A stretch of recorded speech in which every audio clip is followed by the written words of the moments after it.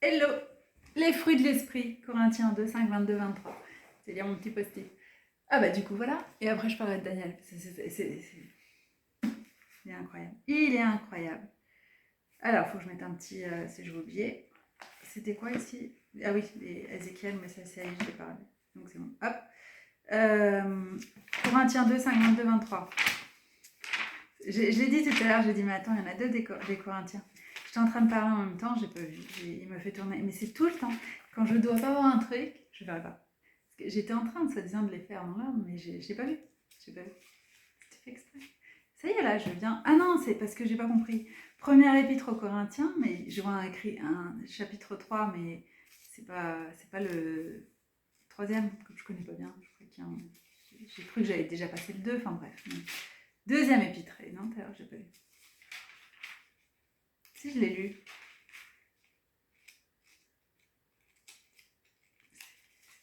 Non, je n'ai pas passé les pages. Ben non, Paul en Macédoine. Non, je ne l'ai pas vu. Ah non, mais c'est génial. Quand je ne dois pas voir, je ne vois pas. Ça, je sais que ce que je vois, c'est ce qu'il montre. Donc, je ne me l'attribue pas. Hein.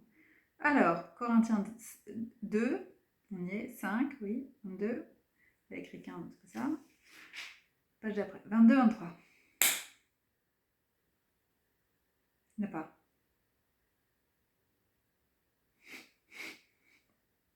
Il n'y a pas, on est passé à 6. Qu'est-ce que j'ai fait?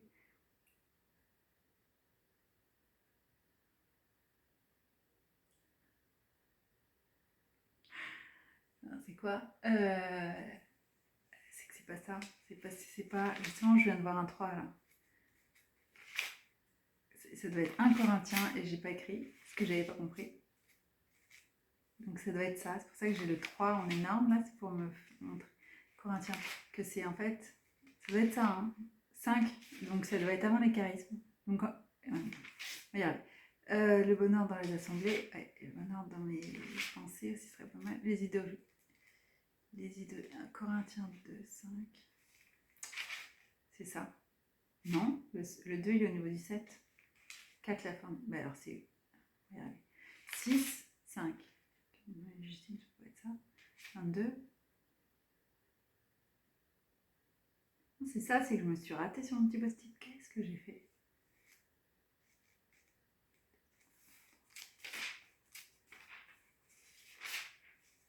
Ah, c'est pas Daniel, hein, ça on est d'accord. Alors, l'histoire de Daniel, c'est. Je sais pas trop comment j'en suis. Je sais pas si c'est officiel. Enfin, je fais lire les commentaires, j'ai vu écrit que les rois mages ça viendrait de. Qui sont venus donc à la naissance du Christ, de Jésus, qui ont suivi les trucs du berger. Pardon, j'ai entendu la chanson. Comme les rois mages en Galilée. Ah non, mais les références. C'est Sheila, c'est ça? Ouais, j'ai entendu ça. C'est une autre atmosphère. Du coup, je me suis dit, attends, est-ce que c'est vrai? Est-ce que c'est vraiment l'étoile du berger? Parce qu'entre les trucs de folklore et. J'étais en train de dire, est-ce que c'est vraiment. C'est la star de Bethléem, l'étoile de Bethléem? Je sais pas. Bon, ils avaient ces connaissances de par la présence de Daniel à la cour de Nabucodonosor. Et là, j'ai dit, oh, énorme! Je savais pas. Je savais pas ce lien. Et ils étaient aux aguets en fait. Enfin, Daniel leur avait apparemment, comme il disait, comme ils ont vu carrément, enfin tous les miracles, la présence de Dieu phénoménale dans la vie de Daniel, il était dans le feu, il était ses compagnons qui étaient dans le feu, je sais pas s'il était avec eux.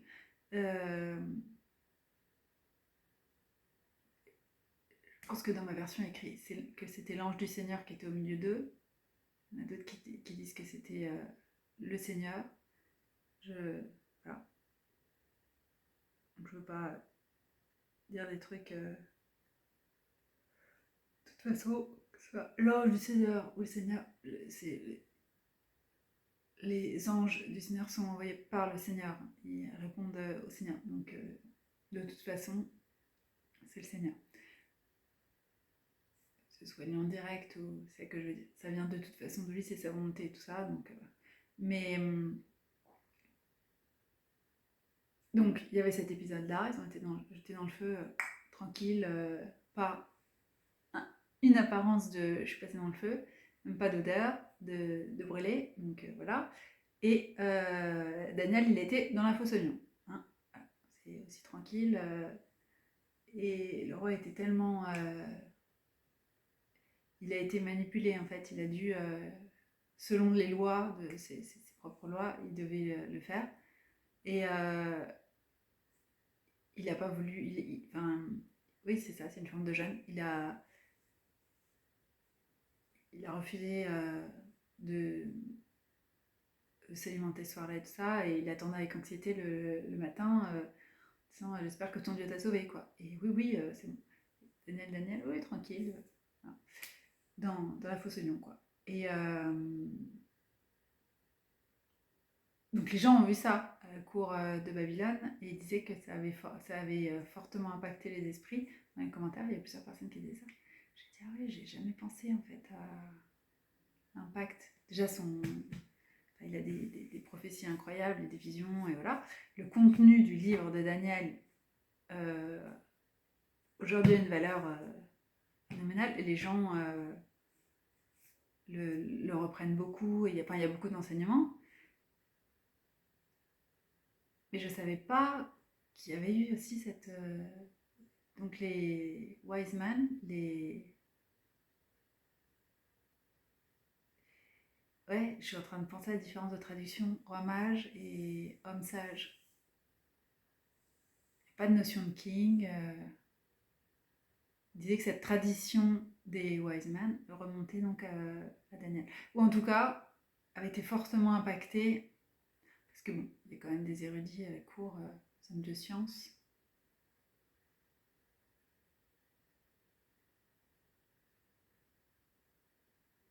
Je veux dire, c'est peut-être qu'il y avait déjà une espèce de tradition comme ça, enfin, d'avoir des personnes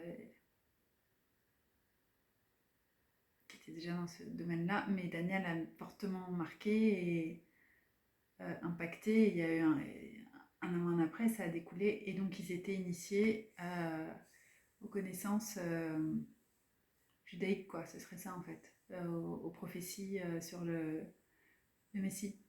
Et peut-être le livre de Daniel, du coup, je sais pas, dire le contenu, les visions qu'il avait, je sais, enfin. Et bon, il y a tout cette. Et donc, tout à l'heure, je dis, je suis dans le livre de Daniel, et je tourne la page, mais c'est des paquets que je tourne, roi mage. Et quelques temps avant, aujourd'hui, enfin, plutôt aujourd'hui, j'avais dit, mais je peux en parler de ça. Juste de dire, est-ce que vous savez qu'il y a un lien potentiel, juste parce que voilà, enfin, je n'ai pas fait l'étude, hein, mais je trouve ça super intéressant. Enfin, il me fait voir plein de trucs tout le temps. C'est pas à moi d'aller déployer des explications. Enfin, il y a des gens qui expliquent très bien, mais juste, moi, je sais pas que ça existe. Donc, tout le temps en train de dire, ah, c'est super intéressant, ça. Et je disais, ah, est-ce que ça vaut le coup que je le dise Et bah, il m'a confirmé que oui, quoi. Donc on est toujours en train de chercher. Je trouve ça... Il n'y a rien d'anecdotique, quoi. C'est...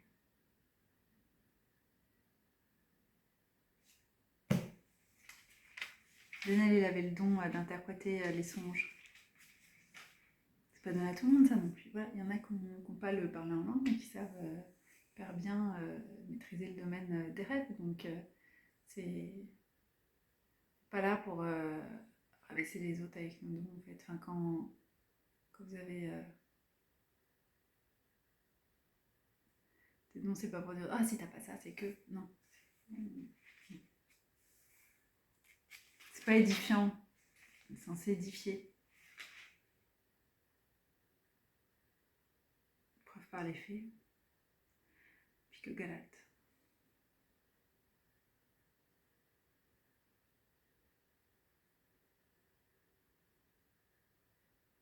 Je retente, hein. Je cherche ce que j'ai écrit. Ça ressemble quand même, il y a écrit Corinthiens 2, hein.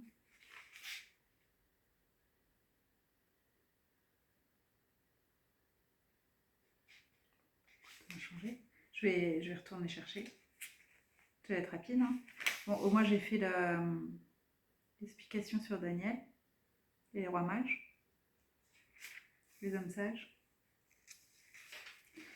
Voilà, et j'ai la chanson. Je vous la fais pas, hein, mais comme les rois mages en Galilée.